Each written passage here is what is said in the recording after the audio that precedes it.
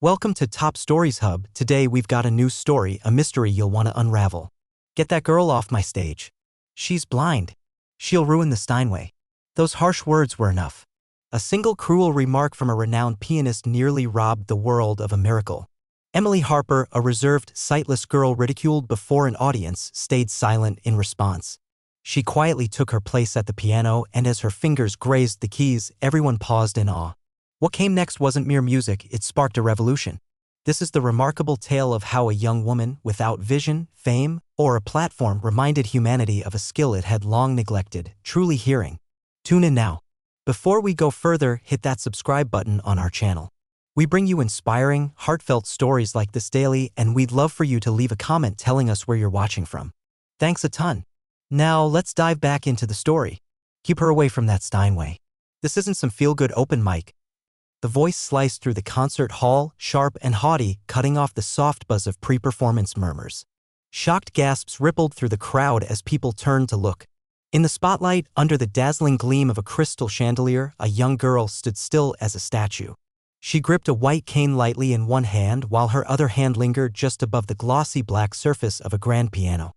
She didn't waver or speak, yet the gentle firmness of her jaw showed she wouldn't back down easily.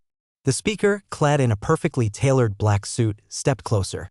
James Carter, a legend in classical music, was the kind of artist who could hush a room with a single note.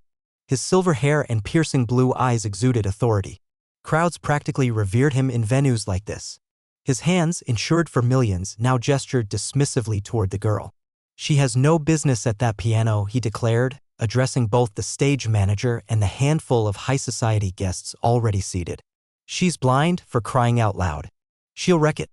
"Sir," a hesitant voice called from behind the curtain, "she only wanted to feel the keys. She's not even on the program." "I don't care," James snapped. "You wouldn't let a kid wander into traffic just because she dreams of driving. Get her off my stage." The girl remained rooted in place. Her cloudy, unseeing eyes gazed just beyond the piano. She seemed younger than her years, maybe 14 or 15. Yet her demeanor carried a strength that belied her delicate frame.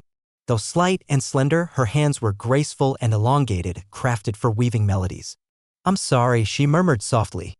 Her voice drifted across the stage, light as a feather on calm waters. "I didn't mean to cause a scene." "No need for theatrics," James shot back icily, already turning away. "The world's got plenty of pity tales." Off to the side, someone was filming. A security guard, off the clock, had his phone half-tucked in his coat pocket. He hadn't planned to record, not really, but the girl's quiet composure nudged his finger to hit record almost instinctively. She stepped back, repositioning her cane in front of her. Her hands didn't tremble, her eyes stayed dry. The room grew quieter still, not out of respect, but with that awkward, heavy silence that trails public cruelty. Guests fidgeted in their chairs. Someone cleared their throat. A few murmured. Then she turned and walked off. Her name was unknown to them for now. 2 years prior, Emily Harper had been a barely noticed presence in the marble halls of Westfield Conservatory, a prestigious school where family names trumped raw talent. Most students hailed from old money, children of diplomats, former ballet stars, or offspring of world-famous conductors. Emily arrived with nothing, no parents, just a no-nonsense social worker who left her at the campus entrance with a worn suitcase stuffed with tattered clothes, a dead metronome, and a partially broken braille reader. Westfield hadn't officially accepted her. She was there as a quiet participant, a polite term for keeping her out of classrooms and off stages while letting her absorb the atmosphere. Absorb she did, catching snippets of music from practice rooms through cracked doors, and feeling the pulse of Pianist's notes through the floorboards above. She'd spend her afternoons cross-legged outside Professor Thompson's lecture hall, her fingers dancing in the air, every tendon in her hands pulsing with unseen melodies. Professor Thompson was the first to take notice. Initially, he thought it was a fluke. But one stormy evening, when rain pounded the conservatory's glass-domed roof so fiercely that practice halted, he spotted her there, hands floating, eyes shut, tracing an inaudible rhythm. He bent down. "Are you copying my lesson?" "I was attempting to," she replied. "I'm sorry." "What for?" he pressed. She paused. "For existing here." Thompson's eyes widened. The corridor carried the scent of aged stone and polished wood. Thunder rumbled outside. "Don't apologize, be exact," he told her. "From then on, After his students left and the lights dimmed, Thompson lingered. He didn't teach her with sheet music, but with vivid tales, painting pictures of how a fugue felt like pursuing your own echo, or how Debussy's notes flowed like a stream tumbling over rocks, wild and unbound. He guided her fingers to the wood to feel a chord's heft, tapped rhythms on her knuckles, and sang scales close to her ear until she could sense pitch without sound. Emily soaked it all in with astonishing speed. But raw ability didn't cut it at Westfield. When the conservatory unveiled its young prodigy recital, Thompson submitted her application himself. He omitted her blindness, focusing instead on her name, her gift, and a recommendation so heartfelt it felt like a plea.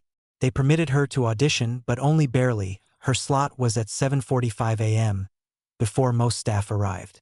She was assigned an aging, slightly off-key baby grand in the East Practice Wing, far from the concert Steinway. One judge showed up, no crowd, no greeting. Emily sat quietly for a long moment before touching the keys. When she played, she didn't just perform music. She conjured it, reshaped it. Her piece, Rachmaninoff's Prelude in G minor, swelled from the piano like a living entity, grand, soul-stirring, and achingly gentle. When she finished, the judge gave a brisk nod and left without comment. No callback came, and Emily faded from Westfield's corridors. Unbeknownst to her, someone had witnessed it. The custodian, who swept the wing each morning, had lingered by the door. He heard what the judge did, but unlike the judge, he was touched. That night, he posted the video he'd discreetly recorded, naming it "Blind Girl Snubbed by Conservatory Masters Rachmaninoff from Memory." It didn't go viral right away, but days later, a piano enthusiast in Berlin shared it. Then a music counselor in Argentina, followed by a retired cellist in Brooklyn. Shares skyrocketed hourly. Comments flooded in from across the globe. "She plays like she's sharing her own life," one said. "It hit me right in the heart." Westfield's leadership freaked out, not openly, but in tense, closed-door meetings. One jittery official wondered if they could trace her IP address. Another pointed out she didn't have one. She didn't even own a phone. She was out of reach until she wasn't. A hand-delivered envelope with gilded edges arrived at the conservatory's front desk, sent by the Global Harmony Gala, a concert beamed to over 60 nations. This year's theme, shattering barriers through sound. They demanded Emily Harper open the event. The dean nearly spilled his coffee. It wasn't an invitation. It was a mandate. For the first time, Emily stepped out of the shadows, set to share the stage with James Carter himself. James wasn't thrilled. "She'll tarnish the event's prestige." His tone was steady, almost too smooth, like a chilly breeze before a storm. He was speaking to the gala's director, an older man named Robert Ellis, whose career had touched every facet of international music diplomacy. They stood near the stage's edge during a pre-rehearsal tour of Vienna's majestic Harmony Hall. "She's just a kid, blind, untrained. It's a publicity stunt. You know that." Robert arched an eyebrow. His voice, tinged with a Boston accent, held just enough edge to show he wasn't one of James's yes-men. Yet the world's eager to hear her play. "Haven't you checked the buzz?" James let out a slow, sharp breath. "This isn't some amateur showcase." "No," Robert said with a faint grin. "It's a wake-up call." Across the city, Emily Harper stood barefoot in the calm of her hotel room. The marble floor felt cool under her feet, its veins like frozen streams. She tilted her head, catching the wind's whisper against the window, then the quiet pauses between gusts.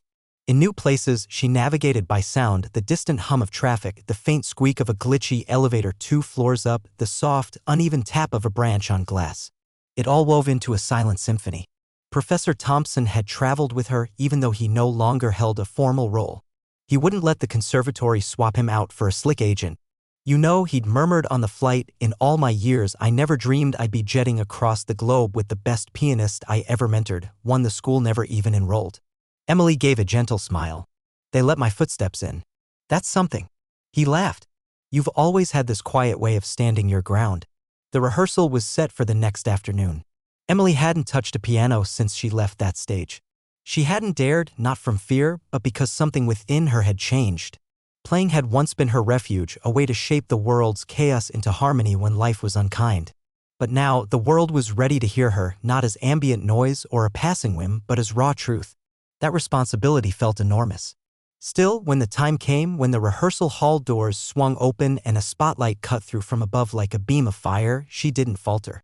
She moved forward with calm purpose, Thompson by her side until her fingers grazed the piano bench's edge. It was the instrument she'd always dreamed of, a Steinway D concert grand. Its surface was cool, sleek, pristine. Her fingers quivered for a split second, then steadied, and she sat. The hall sounds faded away. Even the air seemed to hold its breath. She rested her hands on the keys but didn't play. She cradled the silence, shaping it, owning it until it yielded to her. Then, with a breath so soft it was barely hers, she started. The notes that flowed weren't from any familiar sonata or concerto. They didn't follow a known structure. No long-dead composer had penned them. They were hers, unscripted, alive, born right then, a fusion of memory and creation. She opened with a single, lingering G, faint and tentative like a child stepping into the dark. Then came a cascade of triplets from her right hand, followed by a fractured chord sequence that felt like sunlight piercing through sorrow. Her left hand moved with slow intention, its notes more sensed than heard. Everyone there, stagehands, ushers, even the guy adjusting a cable, froze in place. No one signaled. No one dared break the spell. Even James, lingering near the wings, halted mid-sentence as the music began. He stood still, eyes narrowing. There was something eerie about it, something disquieting. She's not playing from a score, he thought. Not even from habit. This is pure creation. Nobody plays like this unless they've been shattered first. Then it hit him, she wasn't the broken one. He was. The melody shifted abruptly, now dipping into minor chords. Somber notes rose with a fierce, wounded resolve. Her body tilted forward slightly as if drawn by unseen strings. Her expression was calm, not joyful, not anguished, just open, like a window cracked during a tempest. Then, suddenly, she stopped mid-chord. Her hands floated above the keys, no resolution, no applause, just silence. That silence roared through the hall like the quiet after a battle. The rehearsal director stepped forward, stunned. "Miss Harper, is that what you'll perform at the gala?" She tilted her head, pondering. "No," she said. "That was just a practice run." James tightened his jaw. The next day, the gala director got a message from James Carter's agent. He wanted to switch the performance lineup. James no longer wanted to follow Emily's set, he insisted on going first. The request was turned down. Meanwhile, word of Emily's rehearsal slipped out. Someone had captured a brief audio clip on their phone and shared it on a classical music board. The 45-second snippet spread like wildfire, racking up 3 million shares in 12 hours. Headlines popped up, the sightless prodigy who plays without scores. The girl who hushed a concert hall. Rachmaninoff reborn? No, Harper starts anew. James spent the night pacing restlessly, not jealous, not quite, but gripped by dread. Not of her, but of something deeper, the fear of fading, of seeing his legacy overshadowed not by time, but by a girl whose playing held a raw honesty he hadn't tapped in years. He hadn't played with real feeling in so long he'd forgotten its sound. All he had left was flawless technique. She had something more. On the gala morning, Majestic Harmony Hall hummed with the glamour of silk gowns and diamond cufflinks. Diplomats, royals, philanthropists, critics, and composers filled every plush seat. The orchestra tuned under golden arches. Cameras were poised. Backstage, James rehearsed alone, his fingers gliding over the keys with polished precision, every note perfect, every rhythm exact. He didn't know that, just a room away, Emily sat with her hands in her lap, simply breathing, listening, sensing the hall's resonance through its murmurs, feeling the audience's movements vibrate through the floor. Sight wasn't necessary. She could feel the presence of thousands. Professor Thompson stood quietly beside her, holding her cane. "Feeling nervous?" he murmured. She shook her head softly. "No," she replied. "I've already played my toughest piece. This one's just honesty." He grinned. "Then share it with them." She nodded and stood. A stagehand parted the side curtain. It was time. "Ladies and gentlemen," the announcer's voice echoed through the grand auditorium, "please welcome to the stage, Emily Harper." A wave of intrigue swept the crowd. Some leaned forward, eyebrows raised, others flipped through their programs, hunting for the unfamiliar name. A few whispered to those nearby. Most had never heard of her. Those who'd caught the viral video weeks earlier sat frozen, their excitement simmering like a breath held too long. The house lights dimmed. A single ray of golden light poured from above, bathing the grand Steinway in a glow ready to be brought to life.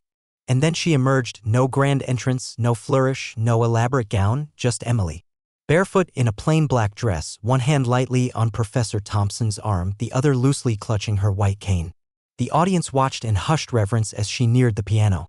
Her steps were slow, measured, yet fearless. She tilted her head slightly, counting her paces. Thompson gently guided her to the bench, then slipped back into the shadows, his role complete. Emily sat for a moment, motionless. Her hands rested in her lap, her head bowed, not in defeat, but in connection, like a poet before a blank page or a warrior before battle. The silence grew holy. Then, almost imperceptibly, she inhaled. Her fingers lifted, paused, and began to play. But what emerged wasn't a familiar prelude, not Mozart, not Liszt, not Schumann. No one could name it because it had no title. It was something ancient, beyond written scores, rooted deeper than recollection. It was a narrative. Her right hand wove delicate ripples in the high notes, like droplets skimming a pond's surface, playful, uncertain, youthful. Moments later, her left hand joined, deep and steady, grounding the melody with the weight of a father's absence, a mother's voice lost to time. Those who'd known struggle felt it immediately, the shaky beginnings, the notes groping, seeking, then finding light. A soaring scale rose briefly in triumph, only to fall back into minor tones that echoed unheeded prayers. This wasn't a concert, it was a memory brought to life. A soft sigh escaped the front row. A diplomat's wife dabbed her cheek with her glove's edge. A young violinist in the balcony leaned so far forward his glasses slipped off, clattering below. But no one hushed him. No one stirred because Emily's rhythm changed. The chords grew heavier. Her fingers hit the keys with startling force. Sharp bursts that echoed like fists hammering a barred gate. Her whole body swayed with the sound. Shoulders tense, back curved. The beat turned bold, fierce, vibrant.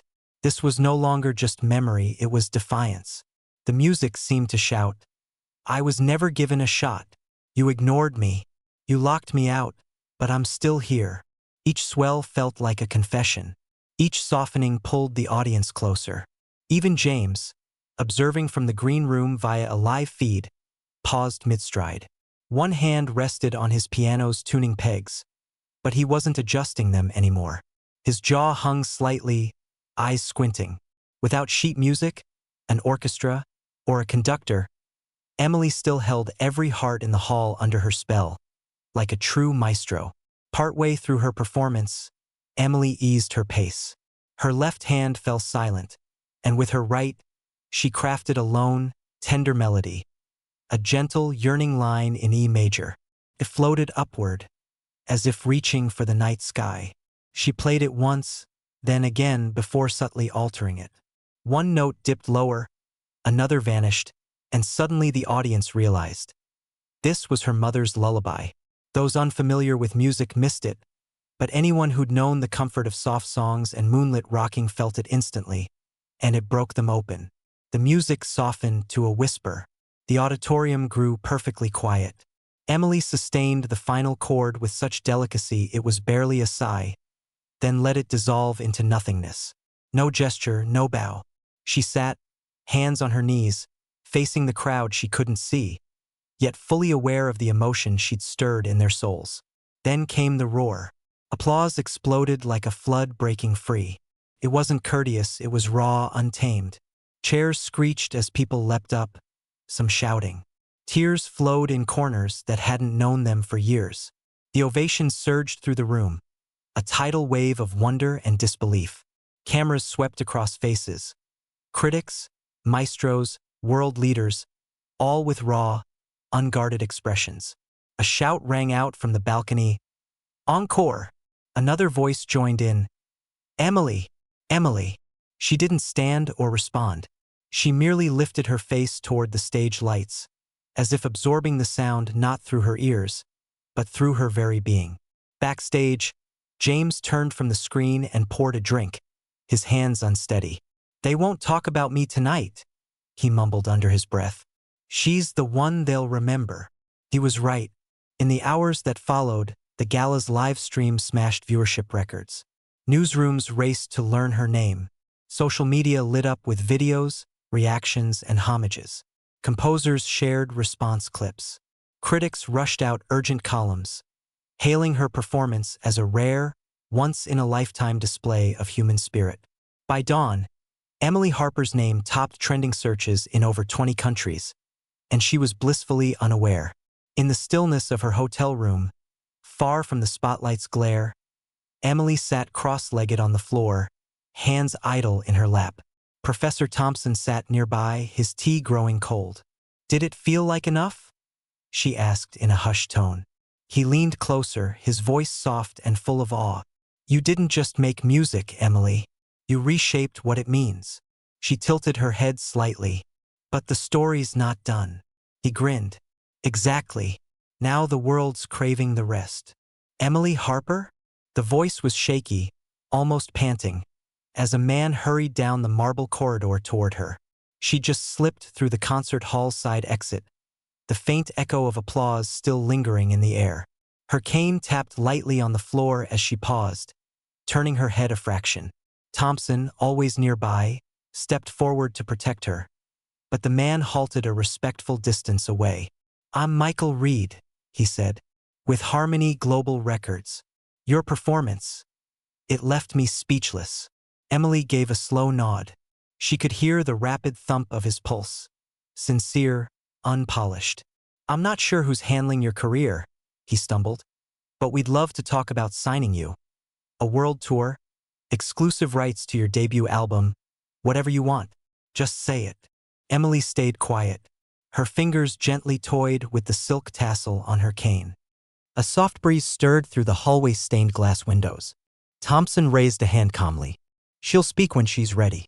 And she did, but not as expected. "Do you know what prelude means?" she asked in a gentle murmur. Michael blinked. It's like a start, isn't it? It's the opening to something grander, something still unfolding." She turned her head toward the auditorium's fading echoes. Tonight wasn't the full tale. It was only the beginning. The man stood rooted, his business cards slipping in his grip unnoticed. By morning, a flood of offers poured in from every record label, every orchestra, private invitations from cultural councils, royal sponsors, and heads of top music schools. Some promised wealth, others entire venues named after her. Yet Emily responded to none. She sat beside Professor Thompson on a train bound for a peaceful retreat in Vermont, choosing a compartment with no screens or soundproofing, just windows that opened to let in the wind and the hum of the countryside. As fields and forests blurred past, she pressed her hand to the glass and whispered, "They're asking for songs I haven't lived through yet." Thompson smiled softly. "You've always drawn music from your wounds. Maybe now it's time to draw from your mending." Back at Westfield Conservatory, James Carter stayed behind. He hadn't spoken publicly since the gala. His agent released a carefully crafted statement about artistic growth and celebrating new talent in music. But privately, James sat in the conservatory's masterclass room, replaying Emily's performance on an old analog screen, its digital controls disabled so he could rewind by touch.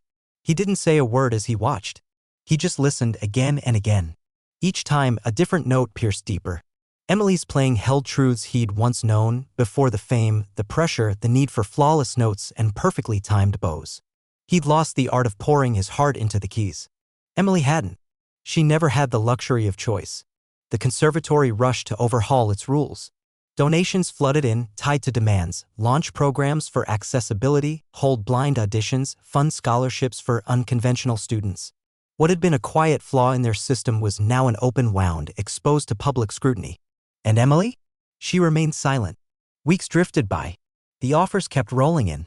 One morning, Thompson found her at a modest upright piano in a cozy cafe near their Vermont retreat, playing for no one in particular. A kid sat cross-legged nearby, doodling on the floor with a toy truck. An elderly man flipped through a newspaper, unaware of her identity. She played anyway, not for cheers or contracts, but for the story itself. A young, determined, yet courteous reporter eventually tracked her down.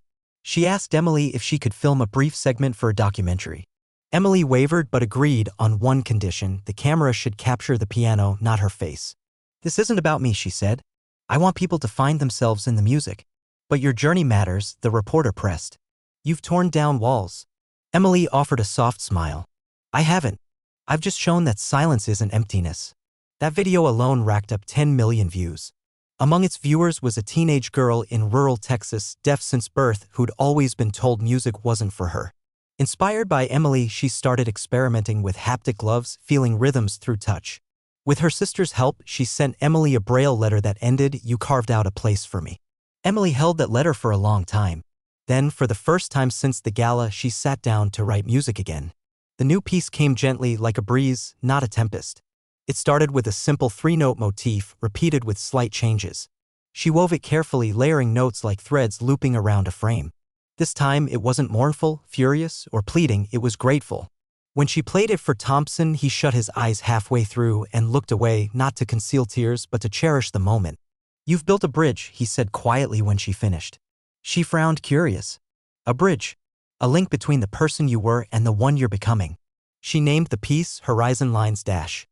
It debuted in a small Paris recital hall, unadvertised, a quiet performance for just 100 people. No live stream, no media, just sound. Those fortunate enough to attend never forgot it. They said it felt like stumbling onto a trail in the dark and realizing you'd always known the path. "Miss Harper, did you hear you've been nominated for the Vanguard Award?" The voice on the phone trembled with excitement as if it had been holding the news for hours. Emily sat calmly in a sunlit garden corner in Savannah. Her cane rested across her lap like a dozing sparrow. Bees drifted lazily through the jasmine. The breeze tugged at her dress's hem as if eager for her attention. She didn't reply immediately. The word award always felt alien, like it belonged to others, those with trophies in display cases, diplomas on walls, or families who claimed front-row seats at their concerts. "I've never been in a contest," she said softly. "Not truly. It's not about competing," the voice countered. "It's about honoring your impact." Emily tilted her head, catching the faint chime of a church bell marking the hour. Her fingers traced the braille on the notebook beside her, filled with half-formed melodies like scattered petals. Her response was a whisper, not a proclamation. "Then let the music do the talking. That's all I've ever wanted." The nomination news hit headlines within hours. The Vanguard Award, given once every 10 years to a musician who redefined how we understand sound, had never gone to someone so young, so blind, or so uncredentialed by a formal conservatory degree. But none of that mattered now because the world was already shifting in her wake. Kids in overlooked neighborhoods were handed pianos by volunteers instead of toy weapons. Orchestras nationwide rethought their tryout processes. Requests for Braille sheet music skyrocketed worldwide. Music academies, once rigid and exclusive, hurried to welcome diversity. Back at Westfield, the halls that once buzzed with quiet judgment now hummed with a new energy. Professor Thompson had returned, not as a teacher, but as the newly created head of inclusive education. It was a role unthinkable a year earlier, forced into existence by the board after alumni and donors threatened to withdraw support. Thompson didn't care how it happened. He cared only that the gates, once barred against Emily, were now open for others like her. A simple sign hung on his office door: "To those who create in silence, we're listening now." James lingered at Westfield Conservatory long after others had moved forward. He took fewer gigs, rarely traveled. Yet a subtle change stirred within him, slow and gentle, like snow thawing under April's warmth. He started composing again, not for crowds, but for his own soul, creating short, heartfelt pieces, often just a few minutes long, far from the grand, polished symphonies of his past. Each one began the same: a pause, then a single, pure note, a lesson he'd learned from Emily. One day, he shocked the faculty by asking to sit in on a class, not to lead, but to study. He settled in the back of a beginner's improvisation workshop, surrounded by students young enough to be his grandchildren, jotting down rhythms in a tattered notebook. "I never figured out how to let music guide me," he confessed to the group one afternoon. "I only knew how to control it. But I've met someone who hears it better than I ever could." The students listened closely, and in their openness, he rediscovered something he hadn't felt in decades: humility. On the other side of the globe, Emily stood by the edge of a serene cove in Maine where the ocean's murmurs carried rhythms only she seemed to grasp. She didn't chase tours or venues. Instead, she wandered like a breeze with no set path, village to city, church to community hall, leaving traces of music like prints in the sand. People didn't just come to hear her play, they came to witness her listening. Often, she didn't touch the keys herself. Instead, she'd invite others to join her at the piano: kids, seniors, those too timid to try. She'd gently steer their hands, and together they'd craft something entirely new, unwritten. She called it collective sound. It wasn't about flawlessness. It was about being truly heard. During one such moment, a boy with a stammer sat nervously beside her, hands shaking at the thought of playing. "I'll mess it up," he whispered. She gave a warm smile. "There's nothing to break here, just something to uncover." He pressed one key, then another. By the end of that afternoon, he'd woven a 4-bar tune that later became the heart of a youth mental health initiative. When someone asked why he thought Emily picked him, he said plainly, "She saw me even without her eyes." Hundreds of letters poured in, from parents, former musicians, prisoners, and teachers. Many closed with the same words, "You showed me I'm still part of the music." Emily never replied with letters. Instead, she sent back compositions, each one handcrafted, inspired by a line from the sender's note, delivered quietly without fuss. A mother grieving her child lost to cancer received the echo you left dash. A former inmate who found peace in rhythm got redemption's beat dash. A man with dementia, unable to recall his wife's name, was sent heart's memory dash. She kept no copies, no records. These pieces belonged solely to their recipients. To her, music was a gift, not a deal. Still, she turned down interviews, awards, TV appearances, and limelight, but her absence only made her legend grow. The Vanguard Awards ceremony loomed, set for the Grand Lyric Hall in New York, a venue steeped in history, its golden walls resonating with the legacy of musical giants. It would reach 94 countries via broadcast. A marble podium framed by velvet drapes stood ready on stage. Emily's reserved seat stayed empty most of the night until just before the final moment. The rear doors creaked open. She entered alone with Professor Thompson, no entourage, no security. She carried a violin case in one hand, her cane in the other. Instead of heading to the stage, she took a seat among the audience. When her name was called, a flood of applause surged like a breaking wave. She rose slowly and bowed, not to claim the award, but to pay tribute to those in the room who'd lived humbly, struggled silently, and gone unheard. Then she stepped to a lone microphone. "I've got no speech," she said, "but I brought a sound." She opened the violin case and drew out a plain wooden flute, once her mother's. As she lifted it to her lips, the room fell silent, breathless. Then she played a melody stripped of pretense or polish, just breath, just honesty. And with that honesty, the world hushed once more. The first note rose like a wisp of fog, soft, fragile, timeless. It drifted into the hall's high beams, slipping into corners even the grand chandeliers overlooked. The audience sat motionless, not out of duty, but from something deeper, a shared awakening. This wasn't merely a tune. It was a revelation, a sound unearthed, a murmur from the edge of the spirit. Emily stood solo, the flute steady in her hands, eyes closed, not from her blindness, but from reverence. Each breath she poured into the instrument carried stories words could never hold. She played not as a star, but as a storyteller, someone who'd lived in silence for years and finally found the voice to share. The melody was spare yet wandering, a query that resolved itself, a longing spun into sound.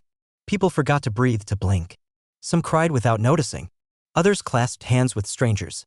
The piece lasted just under 5 minutes, and when it ended, she lowered the flute gently, careful not to stir the quiet it left behind. She bowed her head and left the stage, no words, no grand gesture, not even a glance at the award, still shining untouched on its velvet stand. It didn't matter. The crowd rose, their ovation raw and instinctive, not bound by etiquette but driven by something unspoken and fierce. Even the most hardened critics stayed silent. For once, quiet was enough. Outside, the night draped the city in deep indigo like a velvet veil. Emily walked with Professor Thompson along a narrow, cobblestone path lit only by scattered gas lamps. Her cane tapped softly, its rhythm echoing off ancient brick walls that had held countless secrets. "They asked again if you'll take the award," Thompson said quietly. Emily tilted her head. "Does a song need a trophy to have meaning?" He smiled. "No, but sometimes the world needs a reflection to see its own truth." She didn't reply. Instead, she paused by a low iron gate, beyond which lay a small garden, bare branches etched against the moonlight, a lone bench under an ivy arch. "Can we rest here?" she asked. They sat. She laid the flute across her lap and turned her face to the starry sky. "I played that for her," she said after a pause. Thompson knew she meant her mother. He stayed quiet. "I remember her humming more than her words. She'd sing little snippets while folding clothes or brushing my hair, half-tunes that never quite finished. I never knew their names. I don't think they had any." He listened, letting her words settle. "I thought I lost her when my sight went, that the colors slipped away first, then her voice." She shifted slightly, her hands resting over the flute. "But maybe I was just waiting for the perfect silence, one where I could hear her again." Thompson placed his hand over hers. "You brought her back tonight." They sat in that quiet for a long while, the chill grazing their faces like a fleeting memory. By morning, Emily's performance was splashed across global headlines. But this time, the stories didn't dwell on her blindness, her tough childhood, or the honors. They highlighted something else, a calm, a call to pause. One headline read, "She played for 5 minutes and the world paused for 10. Another, "The note that reminded us to hear." And another, "No fanfare, no flash, just breath, just truth." She hadn't claimed the Vanguard Award, but the foundation made a bold move. They renamed it the Emily Harper Honor, not a trophy but a pledge to listen to what the world had long ignored. Months slipped by. Emily faded from the public eye again, slipping into a rhythm of quiet hamlets, hand-scrawled scores, and gentle teaching moments. She never posted online or sought attention, but her presence lingered. One snowy morning in a tiny Appalachian town, she was spotted in the local library showing a 7-year-old boy with autism how to sense music through the vibrations in his feet. She set out small brass bowls filled with sand, taught him to tap them lightly, then press his feet to the wooden floor to feel the ripples. He didn't speak, but when she played beside him, he beamed. Later, he grabbed her hand and tapped a melody on her palm. She echoed it back instantly. He giggled, the first laugh his mother had heard from him in months. Emily never spoke of it, but a teacher in that town shared the story in a modest blog post that quietly spread like wildfire. Its title, She Never Said Her Name, but She Left Music That Warmed the Snow. In places she never set foot, murals sprang up, not of her face, but of her hands, reaching out, playing unseen notes on schoolyards, subway tunnels, and refugee shelters. People turned to her compositions to navigate sorrow, mark healing, or fill silences where words fell short. A new phrase crept into music education, play like Emily. It didn't mean precision. It meant being present.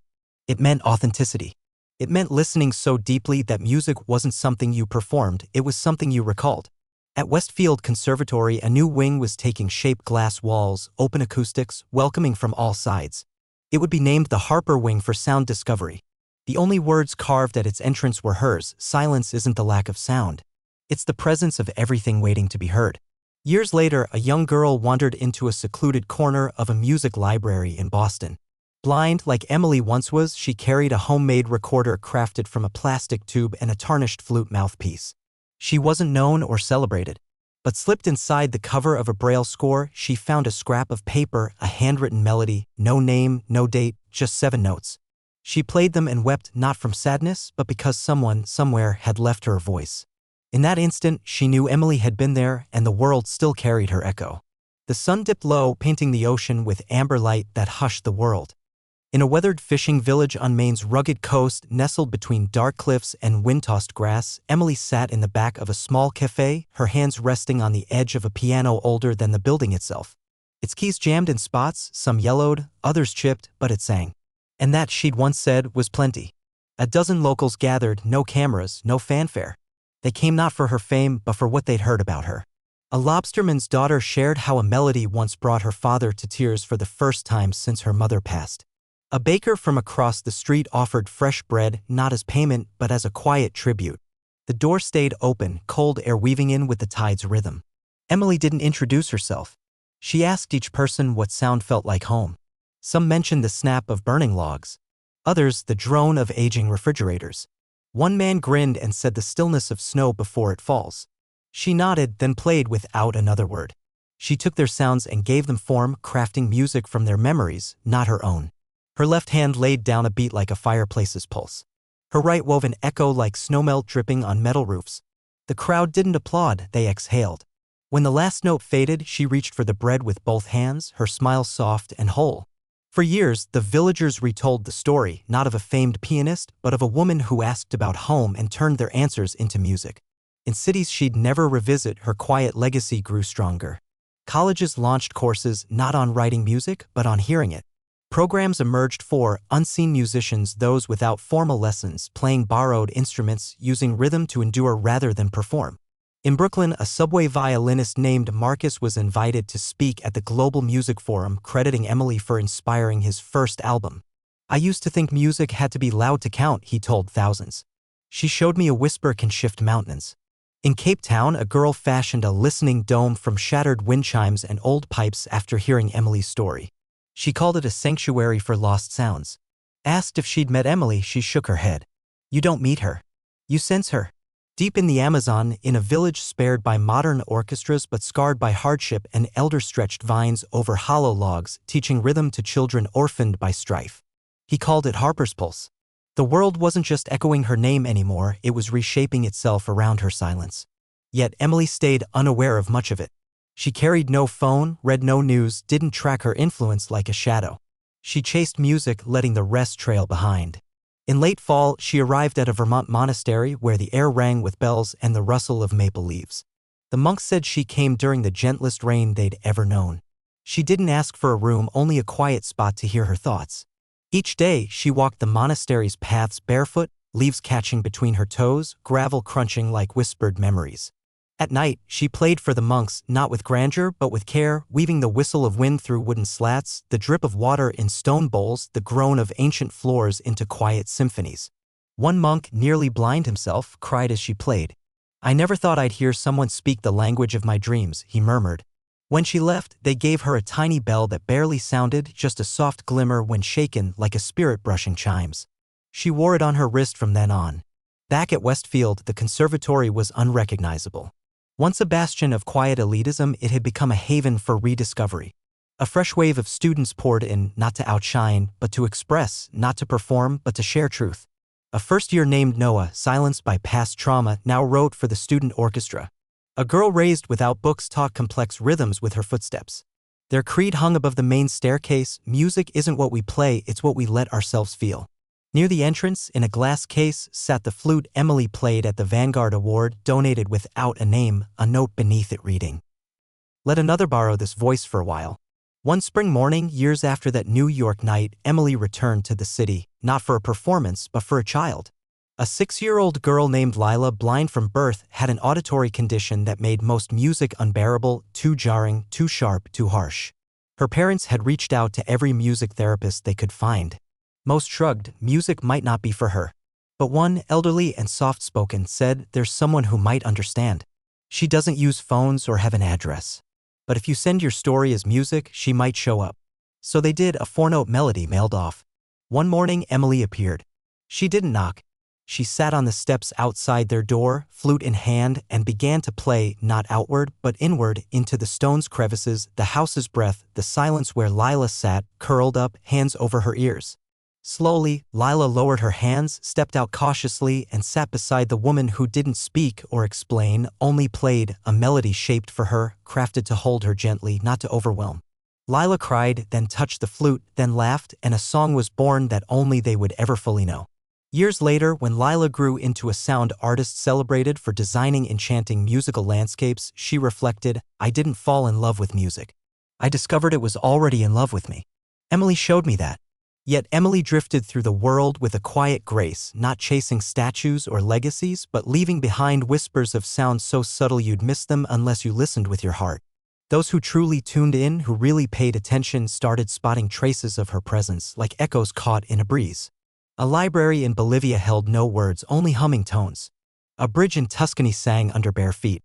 A music box in a Kenyan orphanage played unique melodies for each child who opened it. Emily was never there for the big reveals, but the music always knew her. It carried her breath, her touch, her essence. And so, the girl once ridiculed by a famous pianist, told she'd never grace a Steinway or perform for a true crowd, didn't just hush the world, she taught it how to hear. A gentle desert wind swept through a canyon's hollows, brushing the parched ground like a faint, forgotten name. Far from city lights, in a vast land of crimson sand and endless skies, Emily sat under the open heavens, her back against a stone warmed by the sun. No stage, no spectators, just a silence as boundless as the stars beginning to twinkle. She'd arrived without a word to anyone, no train ticket, no festival invite, just a letter she'd received months before, etched by a Navajo boy onto the back of a cracked drumhead. It read, "There's a sound here we've lost the knack for hearing. Can you help us find it again?" She brought no instrument, only the faint bell on her wrist and the weight of his words resonating within her. As dusk fell, the village came together, barefoot, draped in woven blankets, guided by elders who once crooned lullabies to the breeze. No chairs, no mic, just the snap of a small fire and a quiet anticipation ready to bloom into song. Emily rose slowly, facing them not with her eyes, but with her ears. She could sense each person's breath, who stirred, who stayed still. She heard the boy who wrote her, his anxious foot-taps, his heart skipping like a dropped beat. She knelt, pressing her hands to the earth. The crowd waited. She didn't speak. Instead, she began to hum, a deep, steady note, no words, no tune, just breath. One by one, others joined. An elder tapped a rhythm with a carved stick. A girl shook a string of shells. Someone clacked 2 stones together, slowly, then quicker. The ancient desert seemed to lean in, listening. In that moment, they remembered. Music didn't come from speakers, grand theaters, or written pages. It came from them, from tales woven into their bones, from the longing in their ancestors' quiet, from shared laughter by fading embers, from the cadence of walking the same land across generations. Emily came to offer music, but really she reminded them it was already theirs. As the night ended, the boy approached, clutching the broken drumhead, his hands trembling. "It's silent now," he said. She took it gently, her fingers gliding along its edges. "Maybe it holds silence better than we do." He stared, eyes wide. "Can I make it sing again?" She nodded, her smile woven with story, not sound. She left him with one word: start.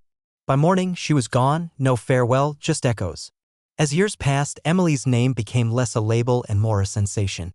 Scholars studied her impact not through her scores, but through their aftershocks. Music therapists dubbed it the Harper Wave, a shift from precision to presence, a style that valued feeling over technique. In conflict zones, aid workers played her tunes to reach children who'd lost their voices. In nursing homes, caregivers noticed even those deep in dementia tapped along to her melodies as if the music had always lived within them, waiting in a quiet corner of their minds. In courtrooms, her journey became a touchstone for disability rights, proving the power of inclusion over exclusion. A lawyer once quoted her in a civil rights case, "You don't need sight to reflect truth. You just need to be a mirror." But Emily steered clear of those debates. She didn't read the papers or appear in films. When a global panel tried to give her a Lifetime Achievement Award, she sent back a note in faint ink on handmade paper: "A lifetime isn't over. I'm still hearing." She roamed from nation to nation, popping up in the unlikeliest spots: a secluded temple in Bhutan, a vineyard in New Zealand, a rooftop in Delhi where she played a lullaby for a homeless child's birthday. She never lingered longer than the music did. Yet the world began to feel her arrival before she came, not through posters, but through serendipity. An old piano would suddenly be tuned. A schoolroom would hush. Strangers would form an impromptu choir, drawn by a sound they couldn't name but always knew. One freezing night in Budapest, an elderly woman in her 90s sat alone by a frozen fountain in a city square, clutching a faded photo of her brother, lost decades ago in war. She hadn't spoken for days. Then a girl with dark braids and a flute sat beside her, playing a melody of frost and embers. The woman began to hum, then whispered her brother's name. For the first time in 60 years, she smiled. No one filmed it or wrote about it, but someone shared the story with another, and that's how it spread, not in news feeds, but in hearts. Back at Westfield, Professor Thompson, now gray and weathered, sat by the lake near the conservatory's gardens, reading a letter from a Nairobi boy who'd crafted a violin from scrapwood, holding it with his knees since he had no arms. He wrote, "I heard her on an old cassette someone left behind. I don't recall the melody, but I remember how it stopped my tears." Thompson gazed across the water, the wind tugging his coat. He murmured, "She's all around us, isn't she?" The willows stayed silent, but the breeze replied. Some say Emily returned to Vienna's Grand Hall decades after her first gala, not to play, but to hear. She took a seat in the balcony's farthest corner, her hair now threaded with silver, the bell on her wrist smoothed by time. On stage, a 7-year-old blind girl from Senegal sat at the piano. As she played, Emily tilted her head and smiled. The girl never knew who watched, but later found a folded note on the piano lid. "You heard the world, and it heard you." That was all. In years to come, when people recall Emily Harper, some will call her the finest pianist of her era. Others will name her a mentor, a healer, a spirit who spun silence into song. But those who truly heard her will say she was a bridge linking the visible and invisible, the voiced and voiceless, the broken and the wondrous. Her name won't be shouted, it'll be whispered, like the opening note of a melody yet to be written. The ocean sang to her in a tongue only her soul could follow. On the rugged cliffs of Oregon's coast, Emily sat where land met sea, the Pacific sighing against rocks in long, soulful breaths. She'd been there days, maybe weeks, time no longer held sway. She didn't track days or plan performances. Her rhythm was the tide, the wind, the echo of steps in soft sand. Beside her lay a small wooden recorder, not a fancy flute, but a simple, hand-carved gift from a child in Bolivia, marked with rough grooves and a tiny heart near the mouthpiece. Its sound was thin, reedy, imperfect. She cherished it. Her fingers traced its form like a quiet prayer, not ready to play, not yet, not until the story was ready to unfold. A boy approached, maybe 12, freckles dusting his cheeks, a fishing line slung over his shoulder. He didn't speak at first. She heard his hesitation, his weight shifting, his nervous breath. "I thought you were just a story," he said at last. She smiled, gazing toward the sea. "So did I." He sat beside her, cautious and quiet. "You don't seem like a legend." She laughed softly. "That's the trick. Legends are just folks who've lingered long enough to become myths. He fell quiet, mulling that over. My dad passed last year, he said. He played guitar, nothing special, just old folk tunes. I thought it was dull. Emily stayed silent. But after he was gone, I missed it more than anything, not the tunes, but the sound, even the off-key bits. He looked down, rubbing a seashell between his fingers. Now when I try to play, he whispered, it just aches. She turned to him, her face soft as twilight. That's when it matters most. He frowned, puzzled. When it hurts, she said, it means the music hasn't forgotten. She offered the recorder. He hesitated. I don't know how. Nobody does, she said, until they try. He took it, hands shaking, and blew gently, a squeak, a faint hum, then a fragile note, thin but real. She didn't correct him. She smiled, resting her hand on the stone between them, and whispered, your dad would love that note. The boy said nothing but kept playing as the sun sank low. In grander halls far away, the world still spoke her name. The UN named her a cultural ambassador, though she never accepted the title. Schools wove her into their teachings. Writers hailed her as a generation's muse. Music schools built touch-based studios in her honor. But Emily didn't engage, not out of aloofness, but because she was there, in the overlooked places, a refugee camp in Jordan where she played lullabies through tent walls, a hospital in Santiago where she wrote three-note themes for children lost too soon, so their mothers could hum them back, an alley in Tokyo where she pinned sheet music to lampposts with a note, play this, pass it on. She wasn't touring, she was threading sound through the world, and others followed, not to spectate, but to carry on. She ignited something beyond performance, a quiet movement. In France, it was El Oreille Libre - open listening. In Kenya, Wimbo wa Moyo - heart songs. In Canada, simply the Emily way. Countless unnamed musicians began playing in unexpected places, retirement homes, staircases, cross-country buses, empty chapels. They sought connection, not applause, marked only by a small circle drawn in chalk, thread, or ink, an ear, ever listening. No organization, no leader, just music shared soul to soul. Through it all, Emily remained a wanderer, carrying only the wind and a braille notebook filled not with lyrics, but with moments, the scent of lemons in a Greek market, sparrows hopping on a roof, pebbles under a child's sneakers. Each was a seed, a piece of an unwritten, endless symphony of the world. One dawn in Oslo, she passed a man weeping in a park. He didn't look up, she didn't speak. She sat on a nearby bench and tapped a slow rhythm on the wood. 4 beats, pause, for beats, pause. Soon, he tapped back, 3 beats, silence, 4.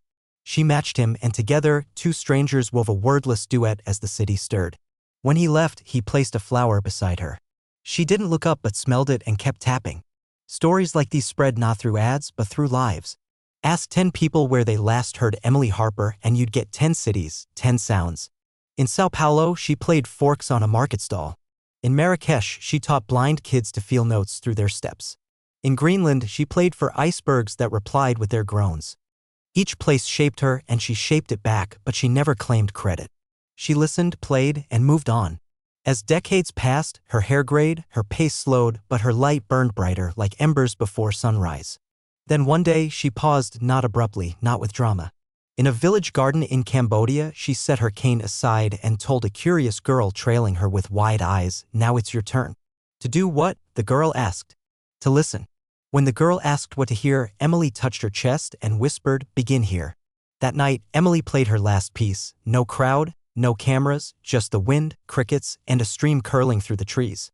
It wasn't bold or loud, just the sound of a life at peace.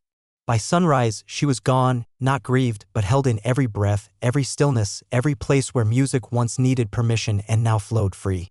The woman mocked for daring to touch a piano, who played without sight but saw what others missed, who turned silence into a haven, didn't just shift the world, she retuned it, and it still hums in her key. In a dusty corner of a Haitian orphanage, a piano stood neglected, its glossy finish dulled by years of small hands and faded sunlight. No one touched it anymore, its tuning was off, some black keys stuck. Kids used it as a hideout more than an instrument until a stranger arrived, in worn shoes and a linen shawl, a single silver bell jingling on her wrist. She didn't speak at first, just rested her hand on the piano's lid with a quiet smile. The children watched from afar, curious but wary. But as she eased onto the bench, her presence pulled them closer, like dawn unfolding. Her fingers didn't rush to the keys. They lingered, waited, listened, then began to play without pomp or flair. The melody was gentle, unknown yet familiar, unnamed. It wasn't grand or striking, just warm, like the first hand you held, like a lullaby you didn't know you remembered. The kids edged nearer. Some sat cross-legged on the tiles, others leaned in doorways. She didn't ask their names, she didn't need to. She always knew how to hear before she spoke. That was the last known glimpse of Emily Harper, no passport, no itinerary, just music left like ripples on water. No announcement came, no funeral, no obituary. Only a silence settled over the world, soft as falling snow. But in that silence, her voice echoed not her name but her sound. Her music lived on, in hospital nurseries where mothers cradled fragile newborns and hummed lullabies drawn from her five-note grief motif, in subway stations where violinists opened with simple, unscripted tunes seeking presence over praise, in schools where blind students learned rhythm through motion and memory because Emily proved sound didn't need sight to be felt, in care homes where therapists used vibrations and pauses to calm shaking hands, in cities and villages rich in spirit, if not in wealth. Her name became a gesture, not a myth. People said Emily like they'd say hope. A mother in Gaza named her daughter after her. A monk in Nepal wove a chant from breath alone, calling it the Harper chant. In Chicago's streets, a mural rose not of her face, but of a ear framed by vibrant swirls painted by kids who knew her only through tales. Its caption, "Hear Deeper." At Westfield Conservatory, now wholly changed, the Harper Wing welcomed a new era open to those with no formal training, no literacy, no standard tongue. Applications came as hums, taps, even silence. At its heart stood no monument, just a grand piano circled by empty chairs, inviting visitors to sit, play, remember music was meant to be close. Behind it, etched in stone, were words she'd once murmured to a girl unsure how to start. If you hear it, it's already yours. One day, a young student named Zoe, blind from birth, stepped into that space, clutching her mother's hand. She'd never touched a piano, never thought she could, but she'd heard of a girl who listened through walls. She approached the keys slowly, felt them, trembled, and played one note. The sound that followed wasn't just from the piano, it came from everyone who heard from within. Zoe didn't know it, but she'd begun her own story that day. That's what Emily left behind. Not just a legacy or songs, but freedom. To play without flaw, hear without critique, create without regret. To be human in all its messy, beautiful, untrained glory and still call it music. In a far-off canyon, where wind weaves through stone, sit long enough, and you might catch a faint echo. Not a voice or song, but a presence. As if someone once played there, listened, and left a singing silence. That's where she is, not gone, but in every place we choose to hear. Next time you hear a child humming under the world's clamor, or an old man tapping a rhythm on his mug when no one's looking, or find yourself breathing in sync for no reason, pause, be still, and think of the blind girl once mocked, who played one note and stilled the world. She never chased fame, demanded praise, or battled for a stage. Yet Emily Harper reshaped the world, one quiet note at a time. Scorned for her blindness, dismissed before her fingers met the keys, she didn't just prove them wrong. She redefined hearing. Her legacy wasn't in applause's roar, but in the soft spaces where music was forgotten. Long after the lights dimmed and critics fell silent, her melodies lived on, through children, through silence, through every heart bold enough to listen. She didn't play to dazzle the world. She played to awaken it. That's all for today's tale on Top Stories Hub. Hit subscribe, leave a comment, and tell me what you'd like to see next.